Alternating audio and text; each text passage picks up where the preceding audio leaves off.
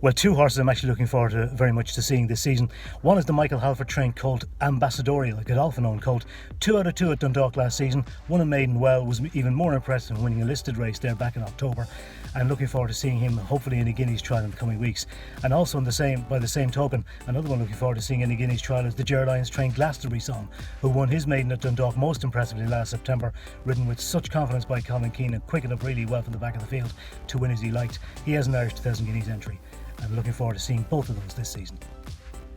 My flat horse to follow would be the John Gosden trained Dreamfield. This horse looked exceptional when bolting up in Nottingham Maiden. Wasn't quite so good next time out over 7 furlongs, however.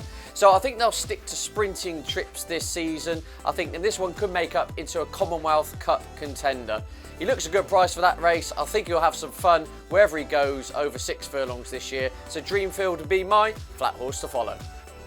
My horse to follow for the 2017 flat season is a 3-year-old trained by Gerlines, and it's called Glastonbury Song. He's only won a Dundalk maiden back on the last day of September, but he was mightily impressive that day. I loved the way he got the job done after a slow start. He's entered in the Irish 2000 Guineas. I'm hoping he can be a classic contender for Gerlines and Colin Keane, who started the season so well with a double at Naas on Sunday. I think Glastonbury Song could be very, very good. My flat horse to follow for the season is promised to be true for Aidan O'Brien. She was a high-class filly last year, but she never really delivered in the promise that she's shown.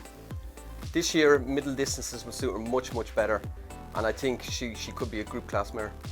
My horse to follow for the flat season this year is Limato. He was beaten in Dubai the other day, but you can forget about that because it was raining. As long as it stays dry this summer, if it's good to firm, anything like that, he'll win the Diamond Jubilee Stakes and he'll win the July Cup again as well. He's too good, and as long as it stays dry, he'll be fine. My flat horse to follow for the season is Barney Roy. Now this one made an impressive debut at Haydock in September, winning, and has apparently wintered very well. And Richard Hannon thinks he could be a Guineas horse, set to make his comeback in the Greenham. So the one to follow for me is Barney Roy. The horse that I'm really looking forward to seeing this year is Rhododendron for Aidan O'Brien. She started the trip really well when winning the Fillies Mile at Newmarket on her final start as a 2-year-old. Now she's already at the head of the betting for the Guineas and the Oaks, and I think she's going to make her presence felt at the very top table this year. My horse to follow this flat season is called War of Succession. I think he may be underestimated by some because he was beaten 3 starts in his juvenile.